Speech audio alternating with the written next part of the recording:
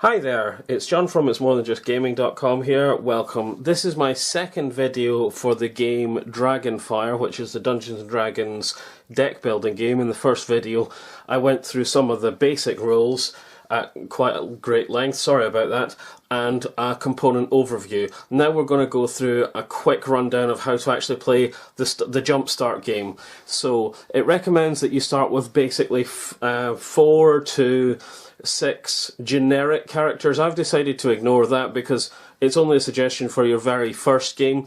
Instead I've got a half-orc fighter here, there is a dwarven cleric here, we have got a human rogue over here, and an elven mage over here. I've sorted out their decks already, and the cards they've got face up in front of them are their hands. Normally your hands would not be visible to other players, but you are allowed to tell them. I've also put gold on and damage tracks. We have an encounter deck here, which I'll sort out in just a minute, and there is the marketplace deck here, so I'm just going to put out 6 cards for the market to start the game. So 1, I'm going to move that just out of shot just now, but it's alright, you don't need to see the actual stack of cards. Javelin, Cure Wounds, Lightning Bolt, Feint. Not as in to swoon, but actually to pretend you're attacking. Magic Missile, yay! And Grapple. Okay, so actually not a bad starting lineup for the marketplace. Let's see, Javelin's quite a cheap thing for the fighter, and it has an assist ability here. That's cool.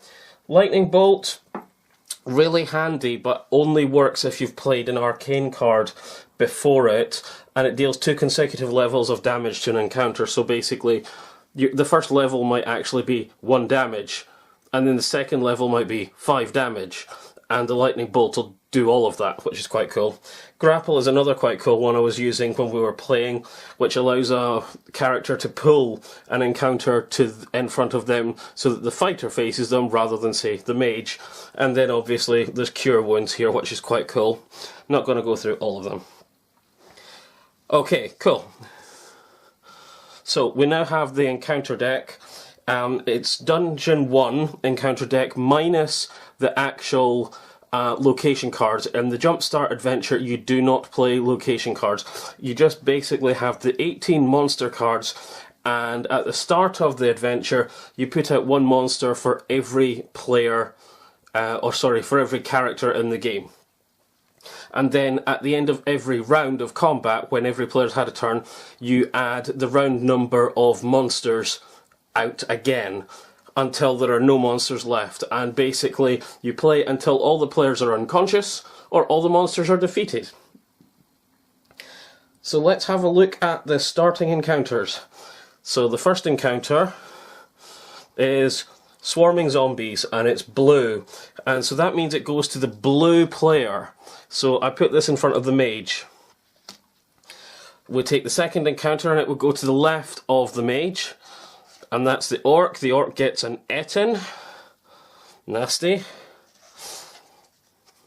An orc warboss lands on the dwarven cleric. Again, quite nasty. And a gelatinous cube goes to the rogue. So it recommends that you put the characters with the most hit points as first and the weakest characters last. So I put the Dragonfire token next to the half-orc before I started recording to say that the half-orc is actually player 1. So we're going to zoom in on player 1 and do turn 1 with them. Though actually before I actually do that, you also, because it's the starting Jumpstart adventure, we are told in the rules to ignore Dragonfire symbols on the cards. There are none on any of the ones that are out just now, so basically anything that powers up the monster further into the game, and ignore dispel words on the monsters. Also, actually glancing again, the Swarming Zombies have 2 tokens. Oh no, they have 1 token that requires 2 damage, so I'll put 1 blue token on the zombies. Anyone else? No, no, no. This has a vanquished effect, so when the cube is vanquished there is actually an effect. Anyway, I'm going to zoom in on player 1 and we'll go through the first turn. So the first encounter for player 1 is an Etin, like I said earlier. It's 7 gold when you defeat it, which is good.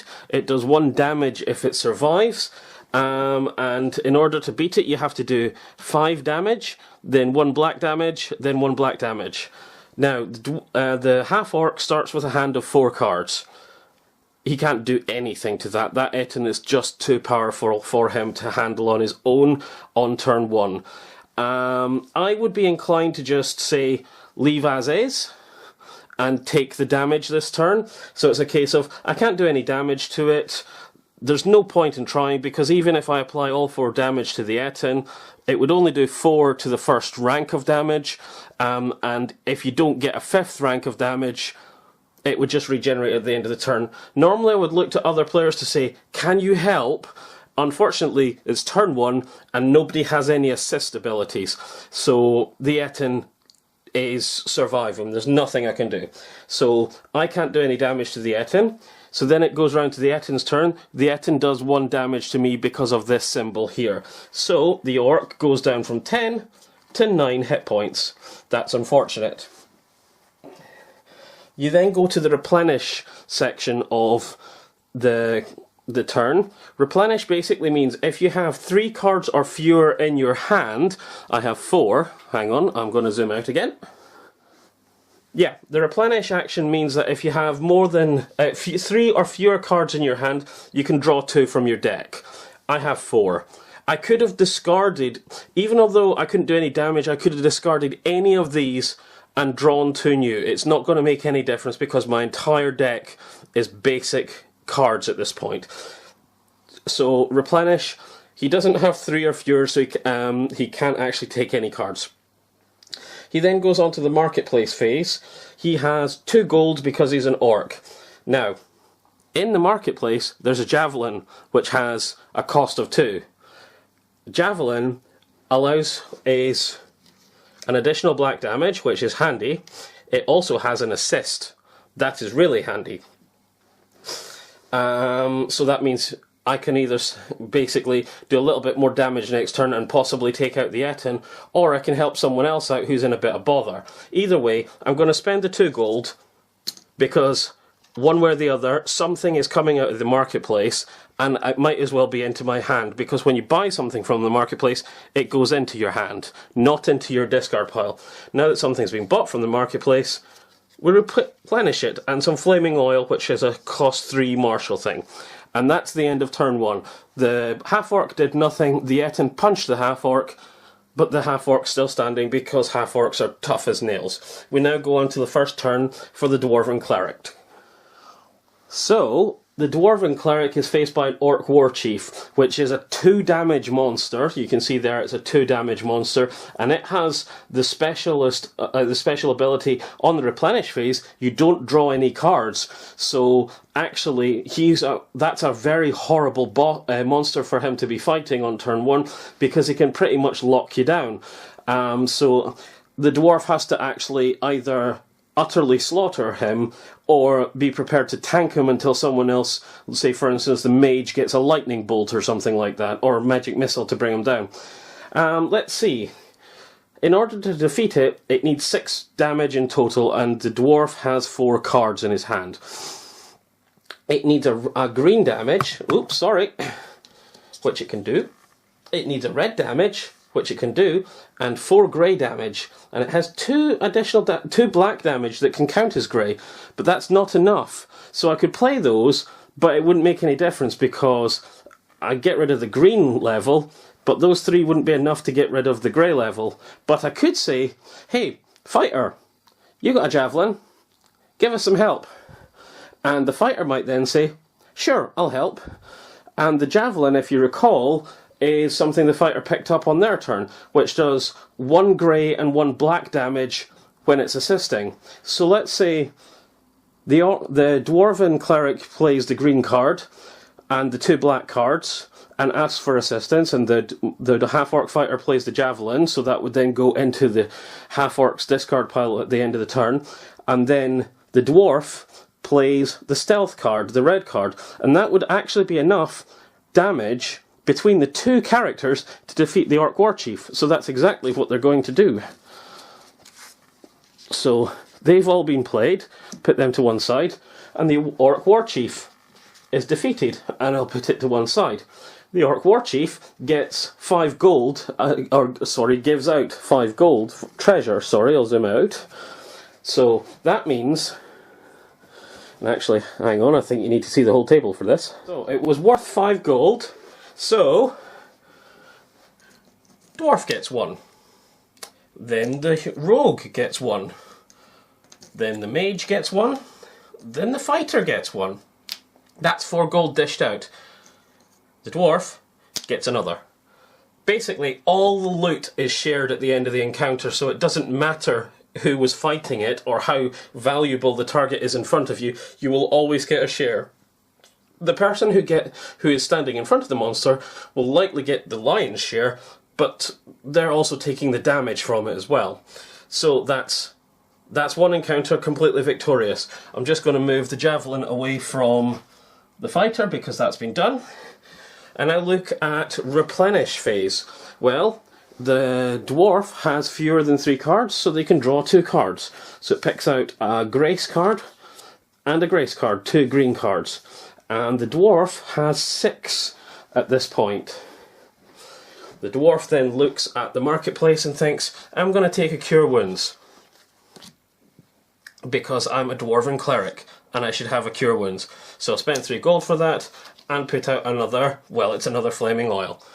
And that would be your second turn, and you basically repeat this all the way round until every character has had a shot. I'm not going to do every shot for every character because it's just going to get confusing otherwise, and this table's not quite big enough for that kind of display just now. But once all the characters have had a shot, once the rogues had their shot and the mages had their shot as well, it's the end of the round. So you then take a note of what round it is that's just passed, in this case round 1, and that is how many monsters, or encounters I should say, get added to the situation. So we turn over, in this case, 1 encounter card. It's red. That means it goes in front of the red character. And then if it was round 2, if it was at the end of round 2, we'd turn over a second encounter and it would go to the mage because they're to the left of the rogue.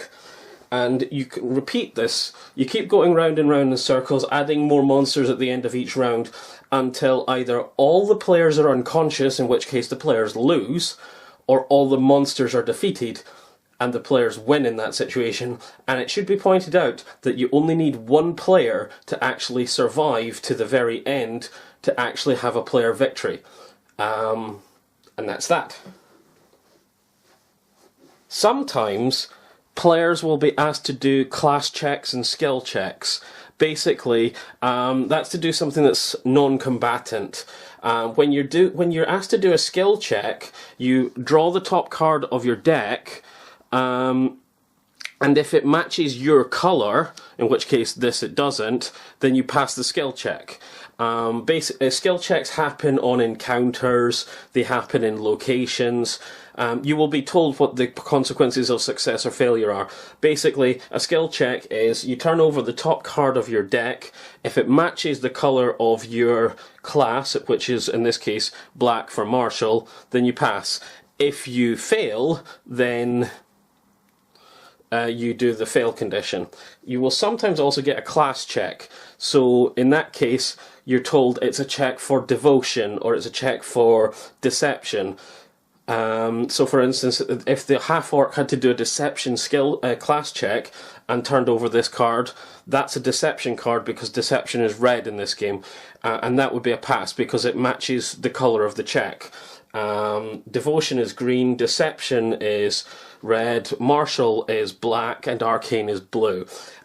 Whatever the check, once you've actually revealed it and dealt with the consequences, you put it to the bottom of the deck. There is a similar situation for some monsters. Some monsters have saving throws. Let's have a look in the encounter deck, shall we? Because I know there's one in here somewhere. And if I'd been smart, I would have put it near the top, if it's actually in this deck. I think it is. Yeah, there it is.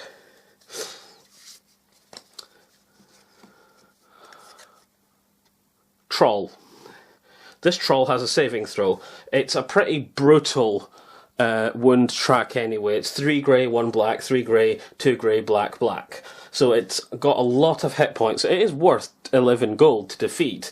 but it's a lot of hit points and it does 2 damage. And the troll has a saving throw, which means whenever it takes a wound, you turn over the top card of the encounter deck.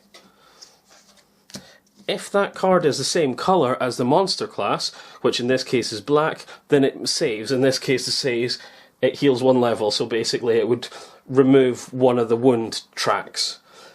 In this case, we've got a red card, it doesn't save. Sometimes it will say save +1, which if it said save +1, it means you turn over 1 card to do the saving card, and 1 card for the +1. And if either of them match the colour, yeah, you can see that, okay, yeah? Then it saves. Either way, once you've done the save check, you put it to the bottom.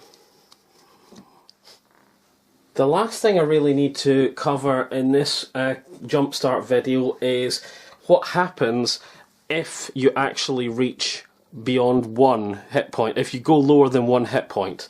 Okay, so if you actually go beyond lower than 1 hit point, you're automatically stunned, and then any excess hit points that you would have taken as damage beyond that, they disappear. You are just stunned. You automatically gain an exhausted token. So yeah, becoming stunned, the character becomes exhausted and takes an exhausted token. The player shuffles all of their cards, that's their draw deck, their hand and their discard pile, into a new draw deck. A player with an exhausted token draws only 1 card during the replenish phase, so basically they're much slower, including the turn they became stunned. A stunned character does not have a market phase on their turn, including the turn they became stunned, but they still receive gold if other players actually win in fights. Once a player can never have more than 1 exhausted token. Once they have the token for the purposes of the quick start rules, it cannot be removed. In the standard game, there are short rests and long rests where you can remove the tokens. If a character's hit points is reduced to 0 while they have an exhausted token, they immediately become unconscious and are out of the quick start adventure. If damage is dealt to a stunned character, they immediately become unconscious. And all encounters facing unconscious characters are immediately rotated to the next character to the left. When a character is stunned, they get exhausted and they take no more damage that turn. Players can cast healing spells to unstun them, and they can still function as an exhausted individual, but they're just not as effective. But if they take damage when they're stunned, or if they go below 1 hit point when they're exhausted, they're unconscious, and for the purposes of the jumpstart adventure, they're out. And that is basically everything you need to know about the jumpstart adventure. Stay tuned for the next video, which will be about the basic adventures and then the campaign mode. Thanks for watching. Bye for now.